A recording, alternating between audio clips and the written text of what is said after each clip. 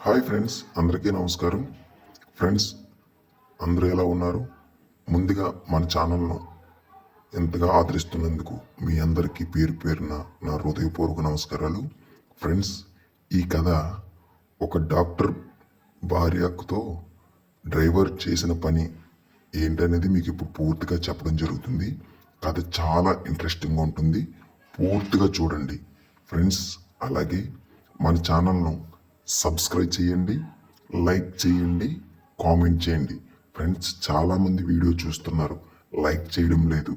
Please me support నాకు కావాలి. Please like మీ. ఇంకా కథలోకి వెళ్ళిపోదాం. అతని పేరు శేఖర్. అతను ఒక ఫేమస్ డాక్టర్.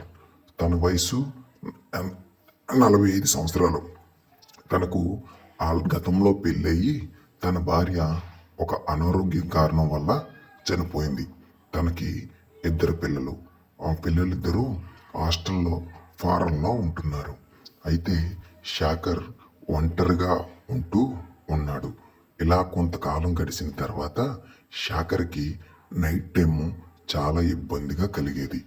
ఎందుకంటే తనకి ఏవేవో ఫీలింగ్స్ వస్తూ ఉండేవి. అదే సమయంలో శేఖర్ ఒక మ్యారేజ్ బ్రోకర్కి తనకు పెళ్లి చేసుకోవాలని ఉంది, సంబంధం చూడమని చెప్పాడు. అయితే అదే ఏరియాలో శిరీష అనే ఒక అమ్మాయి, తను ఒక ఒక మిడిల్ క్లాస్ ఫ్యామిలీలో పుట్టిన అమ్మాయి. తను చాలా అందంగా ఉంటుంది. తన వయసు 30 సంవత్సరాలు. చాలా బాగుంటుంది, చాలా అందంగా ఉంటుంది. అయితే శిరీషకి ఇంతకు ముందే పెళ్ళయ్యి తన భర్త ఒక యాక్సిడెంట్లో చనిపోయాడు. తను ఒక నార్మల్ ఉద్యోగం చేస్తూ అలా తన జీవితం సాగిస్తూ ఉండేది. అయితే శిరీష వాళ్ళ అమ్మ నాన్న మాత్రం శిరీషకి ఎలాగైనా సరే పెళ్లి చేసి తనని ఒక ఇంటిదానిని చేయాలని ఆశిస్తూ ఉండేవారు.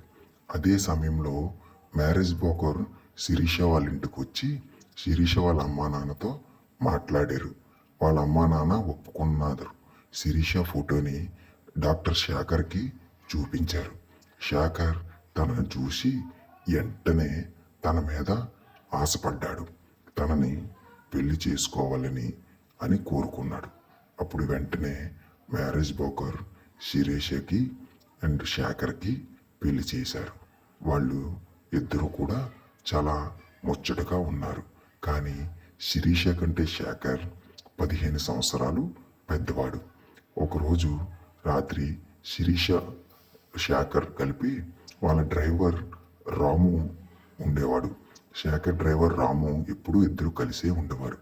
రాము కూడా చాలా అందంగా ఉంటాడు. తన వయసు 32 సంవత్సరాలు. చాలా బాగుంటాడు. మంచిగా చదువుకున్న అబ్బాయి. అయితే శేఖర్కి శిరీషకి మొదటి రాత్రిని రామునే అంతా ఏర్పాటు చేసి వాళ్ళని రెడీ చేసి పంపించాడు. శేఖర్ మాత్రం తను మొదటి రాత్రి చాలా స్పీడ్గా తన ఎక్స్ చేసేసి అవుట్ అయిపోయాడు. ఆ విషయం గ్రహించిన శిరీష మొదటి రోజు కదా ఇలాగే ఉంటుంది, ముందుకి సర్దుకుంటుందిలే అని తనకు తాను సర్దుమానం చెప్పుకుంది. కానీ శేఖర్ మాత్రం ఎప్పుడూ కూడా తన అవసరాన్ని మాత్రమే తీర్చుకొని వెంటనే పక్కకి వెళ్ళిపోయాడు. శేఖర్ శిరీష అది విషయం గ్రహించి చాలా బాధపడుతూ ఉండేది. మారుతాడు కదా అని అనుకునేది. కానీ శేఖర్ మాత్రం శిరీషని ఆ పనికి మాత్రమే వాడుకొని తను వెంటనే పక్కకి వెళ్ళిపోయి తన ఉద్యోగంలో బిజీగా ఉండేవాడు. కానీ శిరీషకు మాత్రం తనలో ఏదో తెలియని ఆవేదన ఎక్కువయింది. అది శిరీష అనుసుకుంటూ ఒకరోజు రాముని చూసింది. రాముని చూసి తన అందానికి ముగ్ధుడైపోయి ఎలాగైనా సరే రాముతో తన అవసరాలను తీర్చుకోవాలని శిరీష ప్లాన్ చేసింది. కానీ రాము శిరీషకి దొరికేవాడు కాదు. ఏం చేయాలా అని ఆలోచిస్తున్న సమయంలో శిరీషకి ఒక ఐడియా వచ్చింది. ఎలాగైనా సరే తనతో తన అవసరాన్ని తీర్చుకోవాలని. అదే సమయంలో శేఖర్ ఆ ఉద్యోగ వృత్తి కొరకు ఫారెన్ వెళ్ళాడు. ఫారెన్ వెళ్ళి 10 రోజుల వరకు రాడని శిరీషకి తెలిసింది. అప్పుడు వెంటనే ఒక ప్లానింగ్ వేసి ఇంట్లో స్నానం చేయడానికని వెళ్ళింది. అదే సమయంలో తను ఒక బల్లి కనిపించినట్టుగా పెద్దగా అరిసింది. అరిసిన వెంటనే రాము వెంటనే పరిగెత్తుకుంటూ వెళ్ళాడు. రాము శిరీషని వాష్రూమ్ నుంచి వచ్చిన శిరీషని చూసి ఆశ్చర్యపోయాడు. శిరీష వెంటనే రాము దగ్గరికి వచ్చి గట్టిగా కౌగిలించుకుంది.